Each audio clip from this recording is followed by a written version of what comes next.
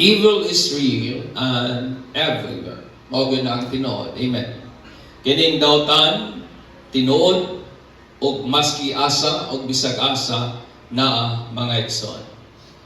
Og ang evil sa Hebrew nga understanding daghan siya gnawo og nagikan sa Hebrew nga word nga ra nga ang iyang kahulugan nagdepende sa kung giyon sa napagamit. Nagdepende sa kung ahang context gigamit ang word nga evil o kung ay mo define sa kahulugan sa evil mga igsoon. Sa dihang ang word nga evil gigamit sa paghulakway sa kadautan sa tao, kung ang evil gigamit sa pag-describe sa kadautan, sa wickedness sa tao, kana nga evil is called moral evil. Sa dihang ang evil gi-describe sa paghulakway sa natural nga catastrophe sa sama sa linog, sama sa bagyo, mga natural nga mga kalamidad, kana nga evil is called natural evil. O sa dihang ang evil gigamit pag-address sa yawa o sa mga dautan nga espiritu, that evil is called spiritual evil mga igsoon. O tanang butang pertaining to which is not morally pure.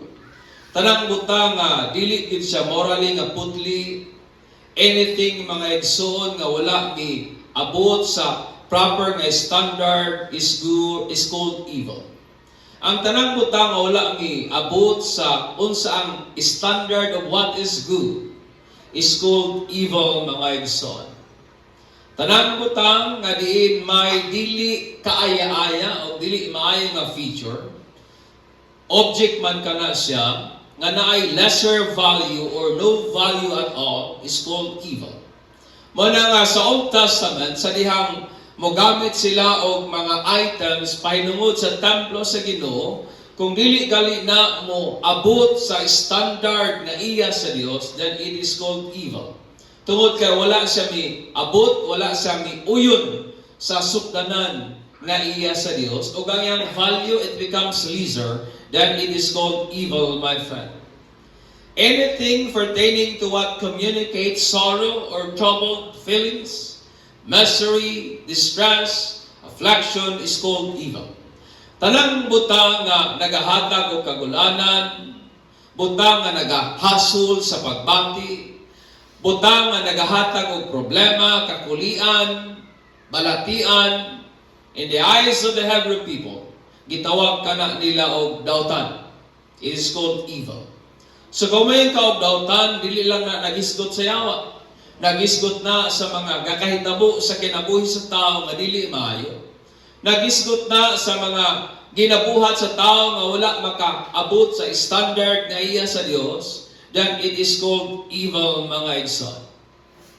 In the context of Ecclesiastes 6, evil is when man do not enjoy their temporary time under the sun and did not find satisfaction in all the good things he possesses. Amen.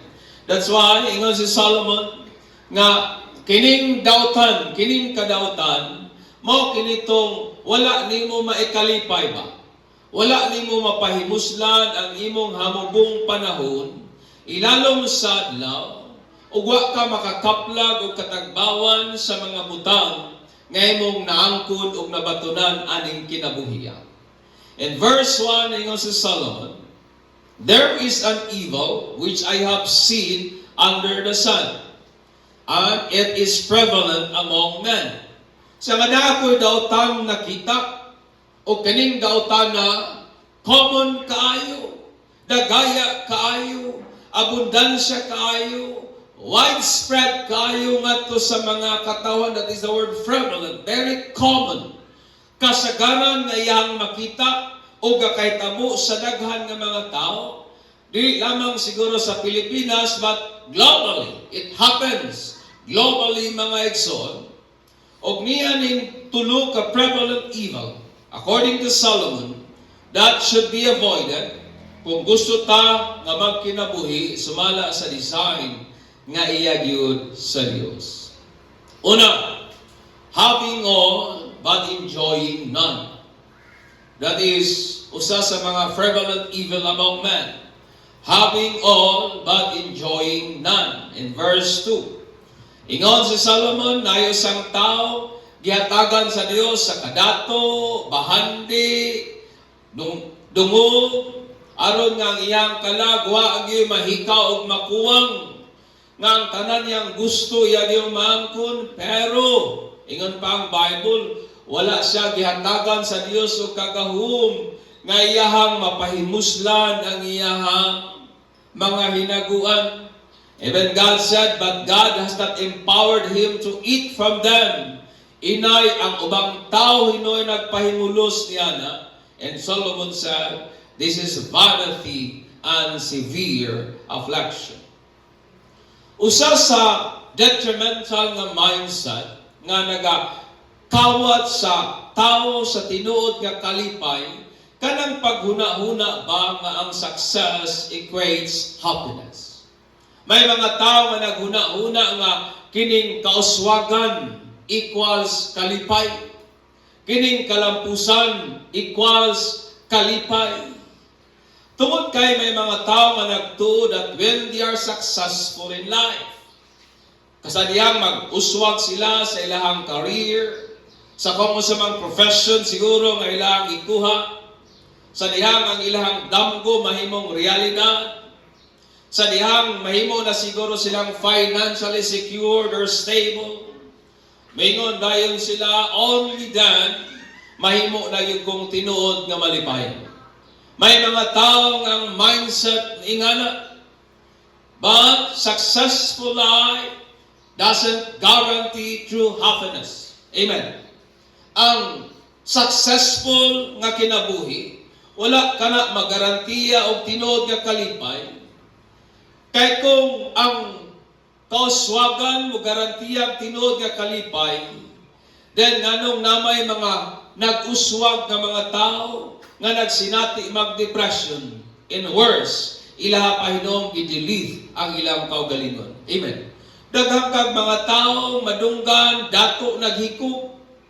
Daghang kag mga taong nadunggan, dungganon, honorable, wealthy, pero nangabuang tungod sa grabing kaguol. Ang uban gali ilapang i-delete ang ilang kaugalingon mga igsoon. Si Prophet Samuel ningon siya in Isaiah and 1 Samuel 2:7-8. He, that is God, led the poor from the dust and the needy from the garbage dump. He set them among the princes, placing them in the seats of honor. For all the earth is the Lord, and He has set the world in order. Kinsa daw po nang naghanay sa kalibutan, ayon pa si Samuel, ang Ginoo mga igsoon. Tungod kay ang Ginoo nato mao may naghatag sumala sa iyang pagbulutan. Sumala sa iyang ikalipay and purpose to some with riches. Amen. Ako nagtuko nga Ginoo mo gyud nagapadato sa tao. Ang Ginoo mo gyud nagapauswag sa tao. That's why God, according to His pleasure, gave some. Dili man tanang dato, di ba tinuod? Gave some riches, wealth, and honor. Aron nga walay maihikaw sa ilahang kalag. That's why the Bible said that their soul lacks nothing of all that they desire. Wala gyud maihikaw sa kung sa mga ilahang tinguhaon kay gipanalanginan sila sa Dios sa bahandi, kadato, dungog ug uban pa. Nga naa nila ang tanang kwarta to buy whatever they want. May sapi sila nga mapalit nila ang unsay buot o gusto nila. Makaadto sila sa dapit din-aha nilang gustong moadto. Ako kanang lugar nga akong gusto adtuon, matuan ba nako i-Google Map lang gid nako, i-Google Earth. Maabot na kanang lugar. Ang problema wa lang ka sa actual nga place, pero at least ang imong una-una murag nakaabot na pud anang lugar ba. So, pero kaning may mga sapi, mga dato ay makapatuyang lagbiyahe. Halos kada ila siguro bisa na puno na siguro og marka sa ilahang travel abroad, my friend. Tungod kay naa sila sapi, makatukod sila sa buot nilang gustong itukod. Makatukod sila building anything what they want. Pwede lang i-spend ang ilang kwarta whatever they like. Wa may magbuot nila kung saan nila paggasto ang ilang kwarta. And those who are barely enough, o katudayang mga taong igo-igo lang yun ang sapi, maghuna-huna dayon nga kining mga taong adunahan, kining mga taong dato, malipayon gayon kay natulog sila sa maayong higdaanan, natulog sa komportableng higdaanan, naka-aircon, nakatulog sa usa ka cozy, o ingon na lang nato, nindot nga bedroom, nag-drive siguro og latest nga mga sakyanan, usay maghuna-una ta nga malipayon kay siguro ni sila ba kay sige puli-pulig sakyanan. Kung unsa ang latest, di yun magpaulahi. Maghuna-huna din ning usahan ng mga taong may igo-igo lang ang sapi, nga kining mga dato nga malipayon kay nagkaon og mga mahalon kay mga pagkaon. Napay chef nga mo'y mo plasta silang pagkaon, well decorated nga pagkaon, grabing plating o uban pa, malipayon siguro ni sila no kay mahal man kay ginakaon. Nagsulob og mga branded nga mga barrels, naka Gucci, nakausa ng mga mahalon nga mga brand karon. Kanang bag ni Mami D, milyon man na kapit. Jinky Pacquiao, milyon kapit ang mga bag. Bag pa lang na ha. Papay labot ang uban nilang gisulob, maguna-una ta, malipayon gud siguro ni sila no. Adorned with $1 million jewelry. Nakarilo og tag $700 million, naliban ka na. Nakakulintas og diamond and gold. Nagilak-gilak ang mga arios. Maingon din ta, malipayon yun siguro kaya na sila no.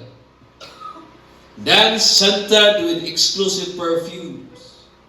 Humot kayo kay may pabango sila nga sila lang yun ang maka-afford og palit. Surrounded with influential people. Surrounded with successful people. Followed by millions in social media. Maingon din ta, malipayon gud siguro na sila no kay daghan sila follower.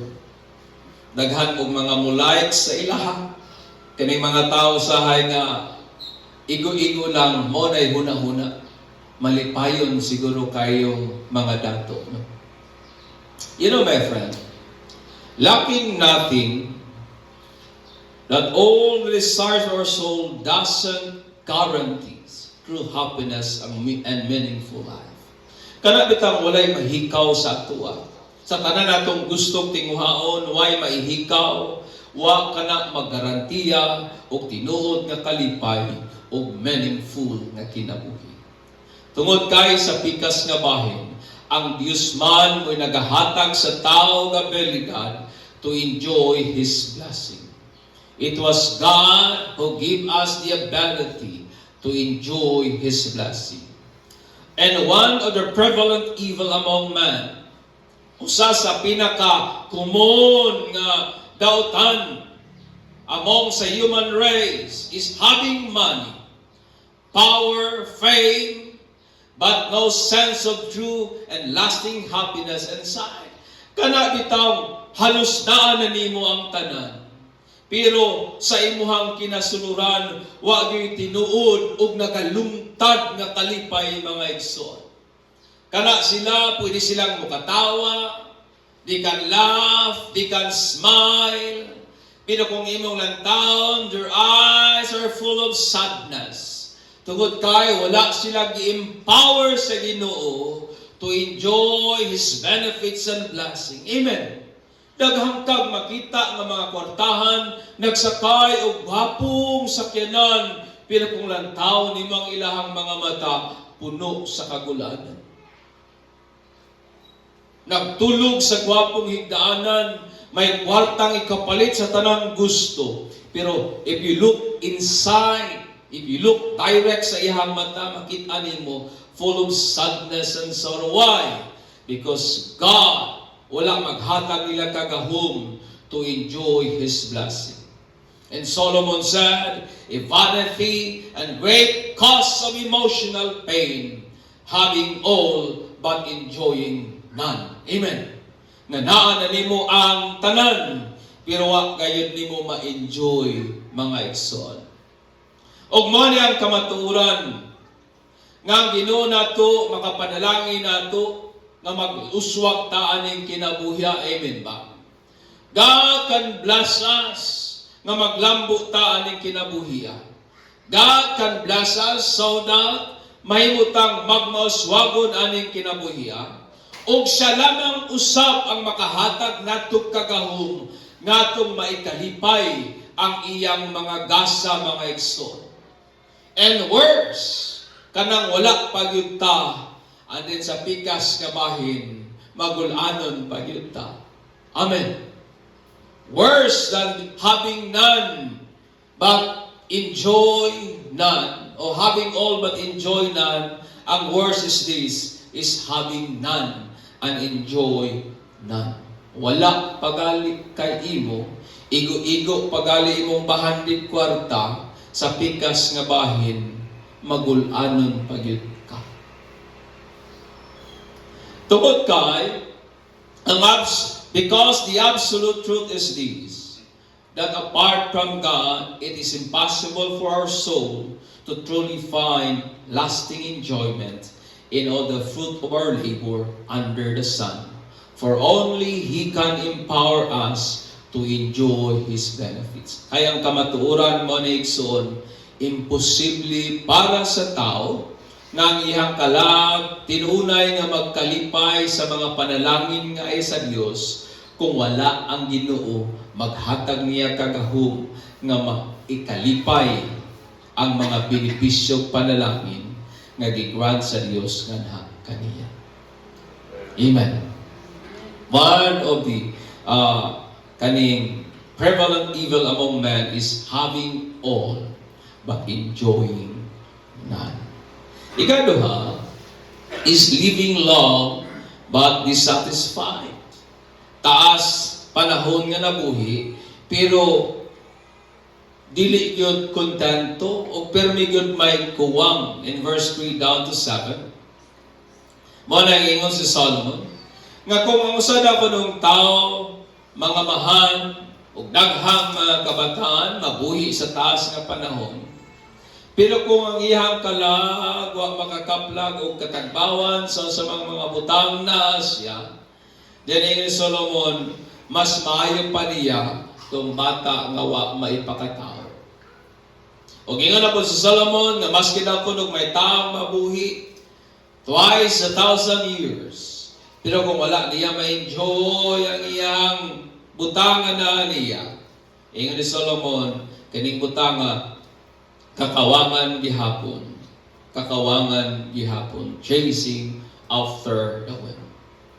Si Solomon nag-ingon in Psalms 127, 3-5, "Behold, children are a gift of the Lord, the fruit of the womb is a reward. Like arrows in the hand of a warrior, so are children of one's youth. How blessed is the man whose quiver full of them.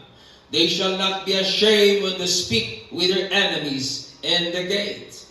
Tungod kay sa understanding sa ancient na Israel, kining mga kabataan were an external sign of blessing, favor, honor, and legacy.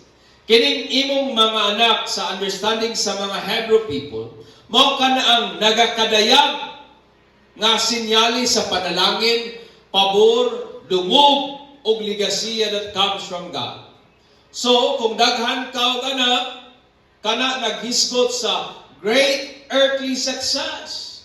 Naghisgot kana sa kanang dagaya nga kauswagan sa kinabuhi, mga igsoon.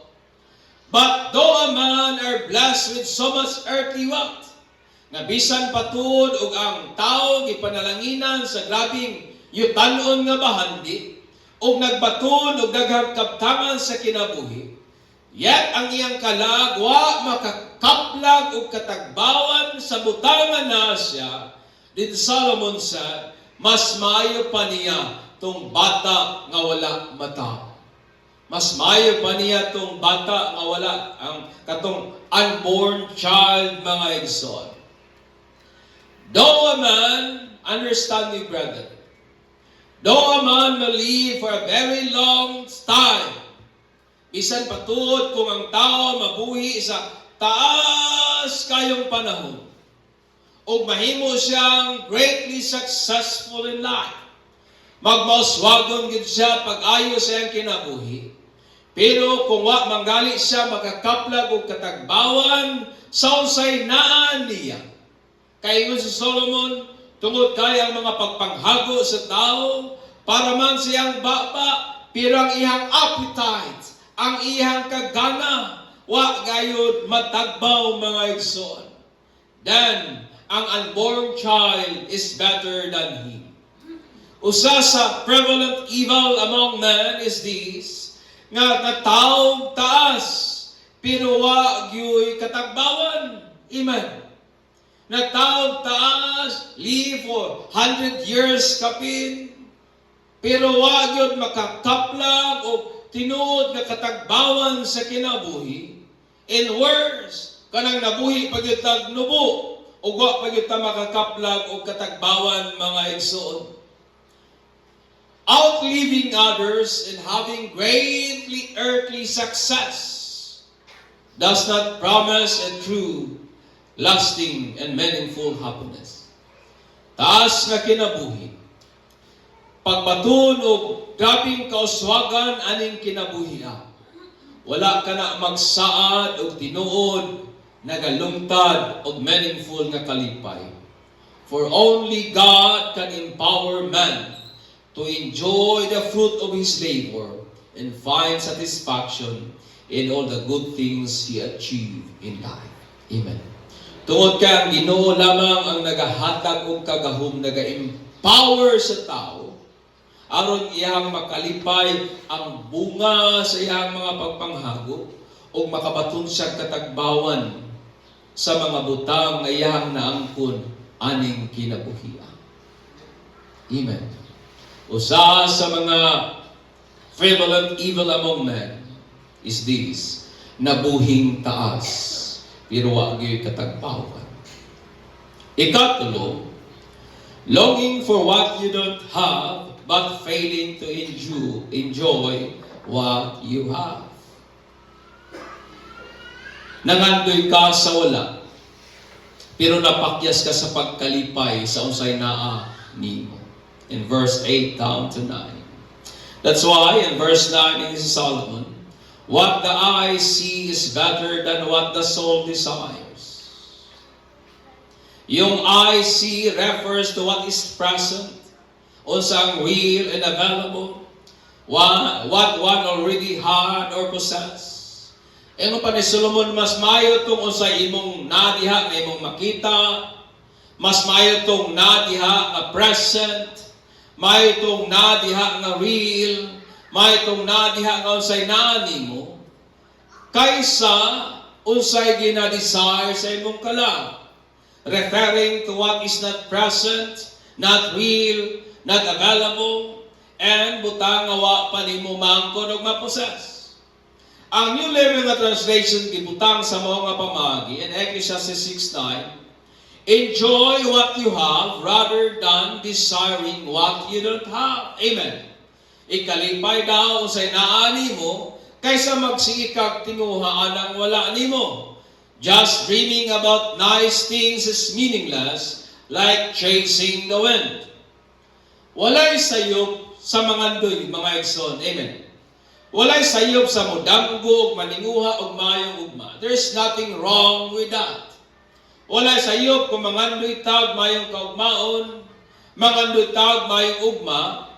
What Solomon consider vanity in chasing after the wind is this, sa dihang atong nagakamis ang moment to enjoy the present, sa dihang atong nagakamis nga maikalipay ang karon tungod kay sa pikas nga bahin, focus ra kaayo ta sa unsay ugma, mga igsoon. Amen. Usay na sobra na tag-focus unsay naa sa ugma o sa pikas nga bahin, nalimtanan nato nga ang atong present existence is karon, dili ugma mga igsoon. Amen.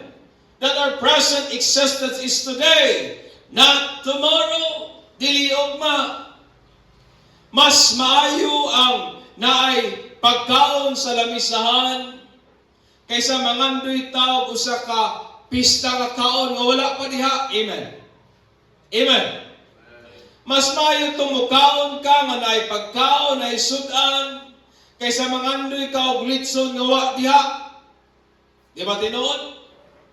Mas maayo tong sa pikas nga bahin, mas maayo tong makakaon ta bahalag bahaw na lang.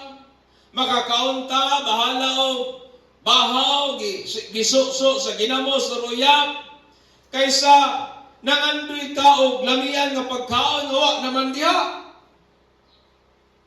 Amen.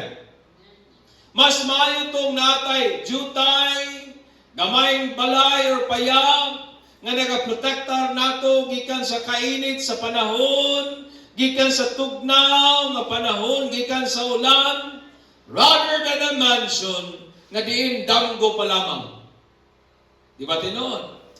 Mas maayo tong nay banig nga atong kahigdaan, nay unlan kan sa atong ipauraray ang atong mga ulo, nay atop nga kung mag-ulan di ta mga basa, kaysa nangandoy tag mansion nga wa gyud pa diha. Amen. It is better, my friend, to have both feet nga atong may kalakaw than riding a car nga diin damgo pa lamang. Amen. Mas maayo itong namat natay tiil nga ikalakaw at itong merkado kaysa maninguha ka nga magsakay og sakinan nga damgo pa man lang. It is better to have little with our hands than having a lot in our mind. Mas maayo itong bahala gamay basta naa sa atong kamot magunitan kaysa daghan pero naalang sa huna-huna ang tanan. Tungod kay daghang mga individuals na buhi aning prevalent evil, nagdamgo sa mayong ugma, nagtinguha sa mayong pagkaon, nanlantaw sa mayong panimalay, nga puy-an niya uban sa tibok panimalay, yet fail to enjoy what they have at the moment. Nagsigid pangandoy sa usay na sa ugma, pero napakyas nga ikalipay ang usay naa niya at the present. May mga taong grabing mo trabaho, they work so hard for their dreams. Grabing trabaho para sa damgo, gilikayan ang mga enjoyment sa life, they escape all the fun and enjoyment na pwedeng ma-i-offer sa kinabuhi until they realize that they are old enough for new adventures. Hangtod usang adlaw, na-realize nila nga tiguang naman na sila para sa bagong mga journey or adventure sa life. Grabing paningkamot sa life until they found out that they are old enough to travel. Grabing paningkamot sa kinabuhi. Kay gusto laging tour around the world. But usang adlaw nakaplagan na lamang nila. Tiguang naman dahil ko, di naman dahil ko pwedeng mo biyahe. Nakabantay mo? Grabe yung paningkamot na nalimtan ikalipay ang present. Grabe yung paningkamot, trabaho, sa mayong ugma, but they forget to enjoy the moment. Grabing trabaho, hangtod, usang adlaw, na-realize nila, oy, tiguwang naman dahil ko na maghimo pag mga maayong memories sa kinabuhi. Desire for a better tomorrow. Pangandoy og maayong ugma. Damgo og dagkong mga damgo. But do not forget to enjoy what you have at the moment. Amen. Pangandoy og dagko, pangambisyon og dangko, pero ayaw kalimti, ikalipay ang usay naata sa karon. Di ba tinuod? Daghang mga tao sige pangandoy og gwapong balay, pag human magsigig bagulbol sa iyong kamayang balay. Dahil mga tao magsigig pangandoy gwapong pagkaon, na pag human dili ginakalipay ang usa may pagkaon nga naa diha. They miss to enjoy the moment. And Solomon said, this is vanity and prevalent evil among men. Amen. Tungod kay ang butang ay imong ginakalipay karon, mas maayo na kaysa mga butang wa pa diha. Di ba tinuod? Ang butang ay imong gina-enjoy karon, mas maayo na kaysa butang wa pa diha.